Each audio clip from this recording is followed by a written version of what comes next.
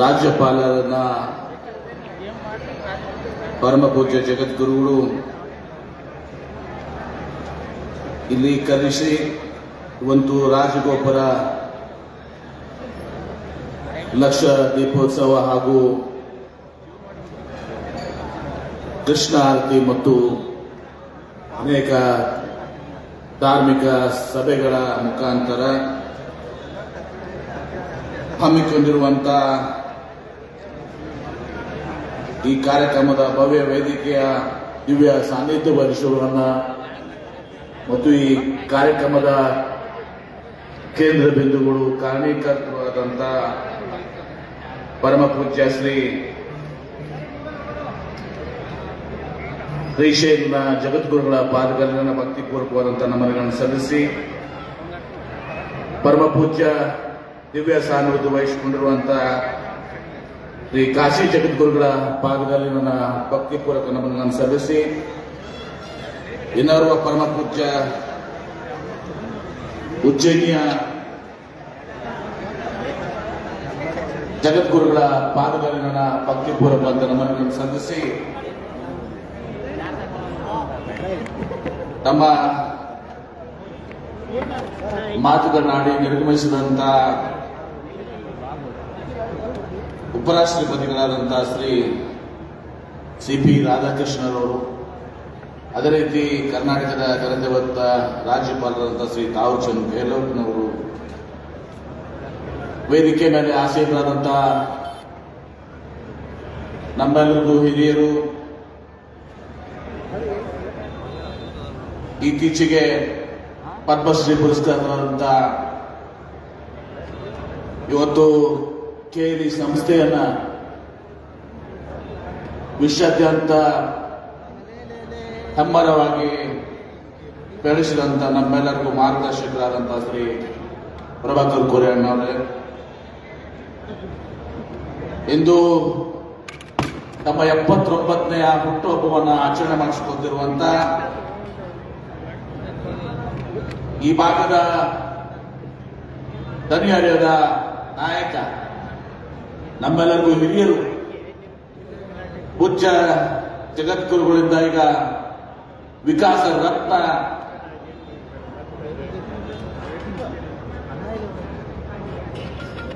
ಒಂದು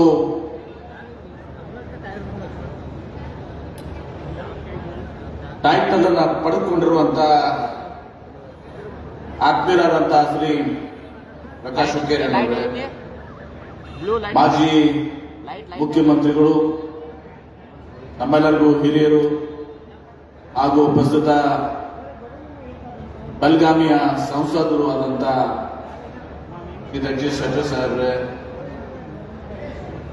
ರಾಜ್ಯಸಭಾ ಸದಸ್ಯರಾದಂತಹ ಶ್ರೀ ಹಿರಣ್ಣ ಕರಾಡಿ ಅವರೇ, ಅತ್ಯಂತ ಜನಪ್ರಿಯ ಯುವ ಶಾಸಕರು, ನನ್ನ ಆತ್ಮೀಯ ಸಹೋದರರಾದಂತಹ ಶ್ರೀ ಗಣೇಶ್ ಹುಕ್ಕೇರಿ ಅವರೇ, ಈ ಕಾರ್ಯಕ್ರಮದ ಒಂದು ಸ್ವಾಗತ ಸಮಿತಿಯ ಅಧ್ಯಕ್ಷರು ಕೂಡ ಸೇರಿರುವ ಎಲ್ಲ ಪರಮ ಪೂಜ್ಯ ಶ್ರೀಗಳೇ, ಸಮಸ್ತ ಈ ಮಠದ ಭಕ್ತಾದಿಗಳೇ, ತಾಯಂದಿರೇ, ಹಿರಿಯರೇ, ಸಹೋದರ ಸಹೋದರರೇ, ಮಾಧ್ಯಮದ ಸ್ನೇಹಿತರೆ, ಇವತ್ತು ಕೃಷ್ಣಾ ನದಿಯ ಸಂಗಮದಲ್ಲಿ ಏನು ವೇದಗಂಗಾ ಮತ್ತು ಊದುಗಂಗಾ ನದಿಗಳ ಒಂದು ಪವಿತ್ರ ಸಂಗಮದಲ್ಲಿ ಯಡಿಯೂರಿನಲ್ಲಿ ಶ್ರೀ ವೀರಭದ್ರೇಶ್ವರರು ಇಲ್ಲಿ ನೆಲೆಸಿ ಪರಮ ಪೂಜ್ಯ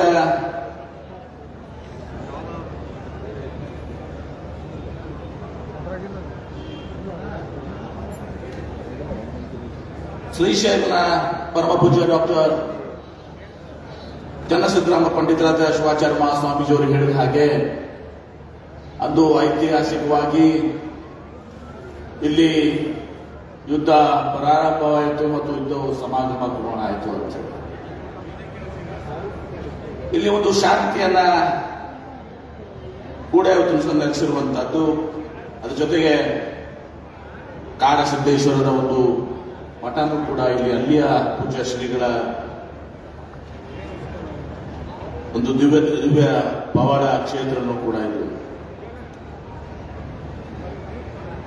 ಇವತ್ತು ನಮ್ಮ ಭಾರತ ದೇಶದ ಭವ್ಯವಾದಂತಹ ಇತಿಹಾಸ ಸಂಸ್ಕೃತಿಯನ್ನ ನಾವು ಅವಲೋಕಿಸಿದಾಗ ಅದೆಲ್ಲಕ್ಕೂ ಹೆಚ್ಚಿನದಾಗಿ ನಮ್ಮ ನಾಡಿನ ನಮ್ಮ ಕನ್ನಡ ನಾಡಿನ ಒಂದು ಭವ್ಯ ಸಂಸ್ಕೃತಿ ಇತಿಹಾಸವನ್ನು ನಾವು ನೋಡಿದಾಗ ಇವತ್ತು ನಮ್ಮ ಪೂಜ್ಯ ಜಗದ್ಗುರುಗಳು ಮಠಮಾನ್ಯಗಳು ಶಿಕ್ಷಣ ಸಂಸ್ಥೆಗಳು ಈ ನಾಡಿನ ಅಭಿವೃದ್ಧಿಗೆ ತನ್ನದೇ ಆದಂತಹ ಒಂದು ಬೃಹತ್ವಾದಂತಹ ಕೊಡುಗೆಯನ್ನು ಕೊಟ್ಟಿದೆ. ಒಂದ್ ಕಡೆ ಪಂಚಪೀಠಾಧೀಶ್ವರರು ವಿಶ್ವಕ್ಕೆ ಶಾಂತಿ ದೊರಕಲಿ, ಮಾನವ ಜನ್ಮಕ್ಕೆ ಒಳ್ಳೆಯದಾಗಲಿ ಅಂತ ಹೇಳಿ ತಮ್ಮ ನಿರಂತರವಾದಂತ ಒಂದು ಧರ್ಮ ಬೋಧನೆಯನ್ನು ಮಾಡುವಾಗ, ಇನ್ನೊಂದು ಕಡೆ ಕಾಯಕ ಮತ್ತು ದಾಸೋಹ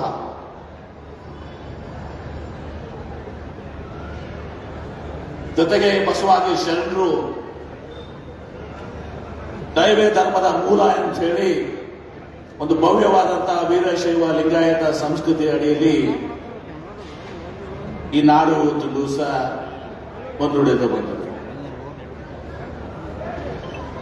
ಇವತ್ತು ಶ್ರೀ ಕ್ಷೇತ್ರ ಯಡೂರಕ್ಕೆ ಏನು ವೀರಭದ್ರ ದೇವಸ್ಥಾನ ಒಂದು ಜಾಗೃತ ದೇವಸ್ಥಾನವಾಗಿದೆ. ಇಲ್ಲಿ ಪ್ರತಿ ವರ್ಷ ಲಕ್ಷಾಂತರ ಜನ ಇವತ್ತು, ಅದರಲ್ಲಿ ವಿಶೇಷವಾಗಿ ಉತ್ತರ ಕರ್ನಾಟಕದ ಜನ, ನಮ್ಮ ತಾಯಂದಿರು ಸಹೋದರರು ಇಲ್ಲಿ ಬಂದು ವೀರಭದ್ರೇಶ್ವರರ ಒಂದು ಆಶೀರ್ವಾದವನ್ನು ಪಡೆದುವಂತ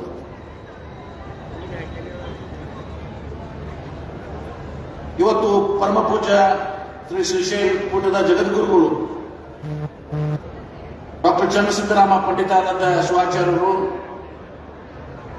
ಈ ಒಂದು ಯಡೂರು ಕ್ಷೇತ್ರದ ಒಂದು ನೇತೃತ್ವ ವಹಿಸಿಕೊಂಡ ಮೇಲೆ ಇದು ಸಾಕಷ್ಟು ಇವತ್ತು ಸಹ ಅಭಿವೃದ್ಧಿಯಾಗಿ ಇವತ್ತು ಸಹ ಇವತ್ತು ಹೆಮ್ಮರವಾಗಿ ಇವತ್ತು ಬೆಳೆದಿದೆ. ಒಂದ್ ಕಡೆ ಶ್ರೀಶೈಲ ಕ್ಷೇತ್ರ, ಇನ್ನೊಂದು ಕಡೆ ಇವತ್ತು ಸಹ ಯಡೂರು ಕ್ಷೇತ್ರ. ಇವು ಎರಡು ಕಣ್ಗಳಂತೆ ಇವತ್ತು ಸಹ ಪರಮ ಪೂಜ್ಯ ಜಗದ್ಗುರುಗಳು ಇದನ್ನ ಅಭಿವೃದ್ಧಿ ಮಾಡುವಂತ ಒಂದು ಕೆಲಸವನ್ನು ಕೈಯಾಗಿದೆ. ಶ್ರೀಶೈಲಕ್ಕೂ ಕೂಡ ಇವತ್ತು ಲಕ್ಷಾಂತರ ಜನ ಉತ್ತರ ಕರ್ನಾಟಕದ ಜನ ಶ್ರೀಶೈಲಕ್ಕೆ ಹೋದಾಗ ಆ ಎಲ್ಲ ಜನರಿಗೆ ಮಲ್ಲಿಕಾರ್ಜುನ ದರ್ಶನ ಮಾಡಿಕೊಂಡು ಹೋಗುವ ಜನರಿಗೆ ಜಗದ್ಗುರುಗಳು ಅಲ್ಲಿ ಆಶ್ರಯ ಅನ್ನದಾಸವನ್ನ ಮಾಡುವ ಮೂಲಕ ದೊಡ್ಡ ಕಾರ್ಯವನ್ನು ತಿಳಿಸೋರು ಮಾಡ್ತಾರೆ. ಇವತ್ತು ಸಮಾಜದಲ್ಲಿ ಪರಿವರ್ತನೆ ಆಗಬೇಕು ಎಂದು ಬಯಸುವ ಒಂದು ಕನಸನ್ನ ಪರಮ ಪೂಜ್ಯ ಜಗದ್ಗುರು ಹೊತ್ತುಕೊಂಡಿದ್ದಾರೆ. ಯಡೂರಿಂದ ಶ್ರೀಶೈಲವರೆಗೆ ಅವರು ಪಾದಯಾತ್ರೆ ಮಾಡಿ, ಆ ಪಾದಯಾತ್ರೆಗೆ ಪ್ರಮುಖವಾಗಿ ಇವತ್ತು ಶ್ರೀಶೈಲ ಕ್ಷೇತ್ರ ಅಭಿವೃದ್ಧಿ ಆಗಬೇಕು, ಭಕ್ತಾದರಿಗೆ ಇನ್ನೂ ಹೆಚ್ಚಿನ ಸೌಲಭ್ಯಗಳು ಸಿಗಬೇಕು ಅನ್ನುವಂತ ಕಾರಣ ಇದ್ರೂ ಕೂಡ, ಜೊತೆಗೆ ಪರಿಸರಕ್ಕೆ ಎಲ್ಲೆಡೆ ಇವತ್ತು ಗಿಡ ಮರಗಳನ್ನ ಬೆಳೆಸಿ ಹಸಿರೀಕರಣಕ್ಕೆ ಇವತ್ತು ಒಂದು ಒತ್ತನ್ನು ಕೊಟ್ಟಿರುತ್ತೆ. ಇವತ್ತು ಹಸಿರು ನಮ್ಮ ಉಸಿರು, ಸ್ವಚ್ಛ ಗಾಳಿಗಾಗಿ, ಸುಂದರ ಪರಿಸರಕ್ಕಾಗಿ ಇವತ್ತು ಎಲ್ಲರೂ ಬಯಸ್ತಾರೆ. ನಮ್ಮ ಸುತ್ತಮುತ್ತಲಿನ ಒಂದು ವಾತಾವರಣ ಸ್ವಚ್ಛತೆಯನ್ನು ಕೂಡಬೇಕು, ಪರಿಸರ ಅದು ನಾವು ಕಾಪಾಡ್ಕೊಂಡ್ಬರ್ಬೇಕು. ನಮ್ಮ ಪರಮ ಪೂಜ್ಯ ಸಿದ್ದೇಶ್ವರ ಮಹಾಸ್ವಾಮೀಜಿಯವರು ತಮ್ಮ 50 ವರ್ಷದ ಸುದೀರ್ಘ ಒಂದು ಪ್ರವಚನಗಳಲ್ಲಿ ಅವರು ಸ್ವಚ್ಛತೆ ಮತ್ತು ಹಸಿರೀಕರಣಕ್ಕೆ ಇವತ್ತು ಮತನ ಕೊಟ್ಟಿದ್ರು.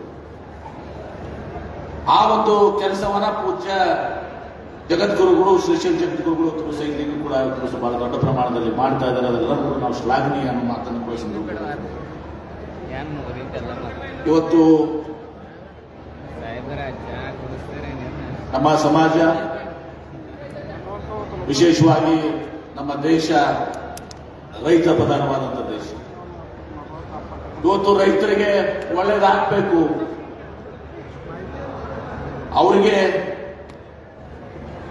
ಅವ್ರನ್ನ ನಾವು ಶ್ರೀಮಂತಗೊಳಿಸಬೇಕು, ಅವರಿಗೆ ನಾವು ನೀರಾವರಿಯನ್ನ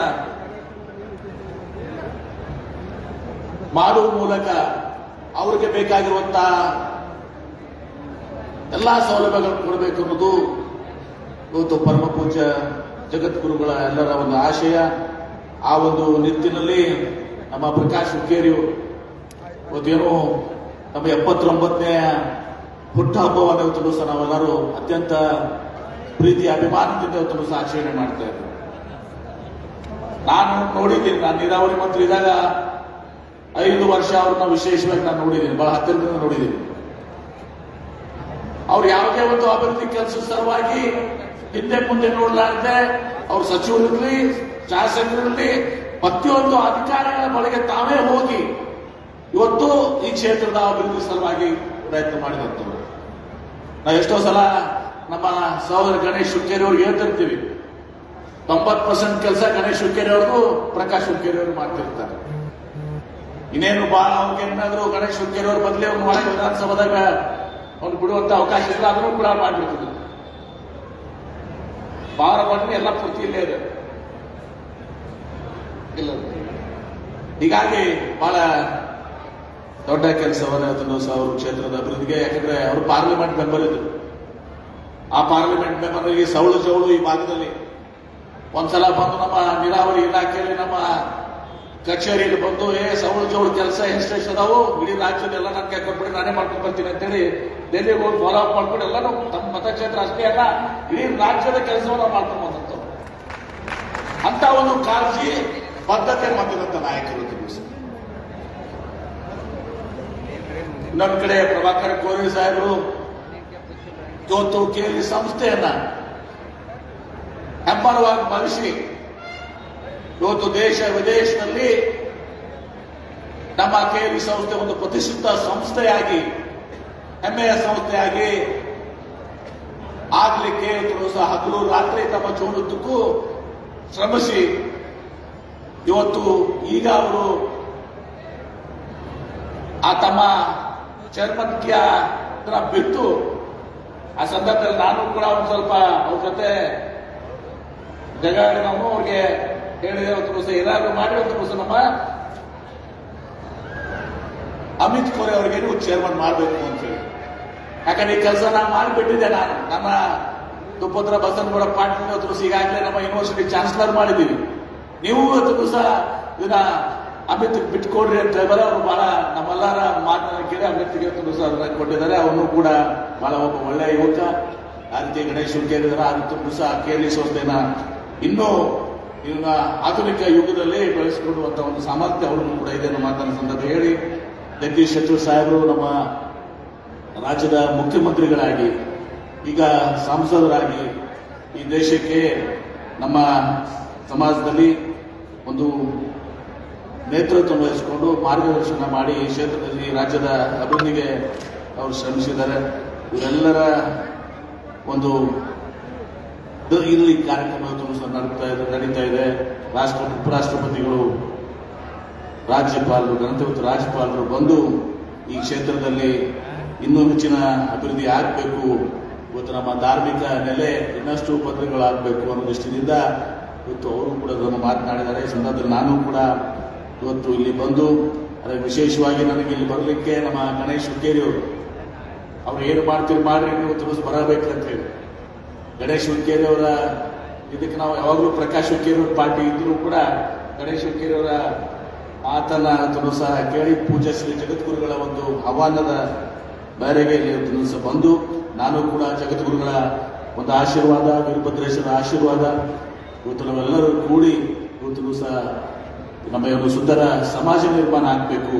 ಆ ದಿಶೆಯಲ್ಲಿ ನಮ್ಮ ಪ್ರಯತ್ನಗಳನ್ನ ಪೂಜ್ಯ ಶ್ರೀಗಳ ಒಂದು ಜಗದ್ಗುರುಗಳ ನೇತೃತ್ವದಲ್ಲಿ ಎಲ್ಲ ಹಿರಿಯ ನೇತೃತ್ವದಲ್ಲಿ ಆ ಸುಂದರ ಸಮಾಜ ನಿರ್ಮಾಣ ಮಾಡಲಿಕ್ಕೆ ಇವತ್ತು ಧಾರ್ಮಿಕ ನೆಲೆಯನ್ನು ಗಟ್ಟಿ ಮಾಡಿ ಇವತ್ತು ನಮ್ಮ ರಾಜ್ಯ ನಮ್ಮ ನಾಡು ಅಭಿವೃದ್ಧಿ ಆಗಬೇಕು ಅನ್ನೋ ದೃಷ್ಟಿಯಲ್ಲಿ ಆ ಪ್ರಯತ್ನವನ್ನು ಮಾಡೋಣ ಅನ್ನೋ ಮಾತನ್ನು ಹೇಳಿ ನಾನು ಎರಡು ಮಾತಿಗೆ ವಿರಾಮ ಹೇಳ್ತೀನಿ. ಎಲ್ಲರಿಗೂ ಶ್ರಮಿಸಿ. ಹೆಚ್ಚಿನ ವಿಡಿಯೋಗಳಿಗೆ ಪ್ರತಿಧ್ವನಿ ಯೂಟ್ಯೂಬ್ ಚಾನೆಲ್ ಸಬ್ಸ್ಕ್ರೈಬ್ ಮಾಡಿ, ಬೆಲ್ ಐಕಾನ್ ಕ್ಲಿಕ್ ಮಾಡಿ.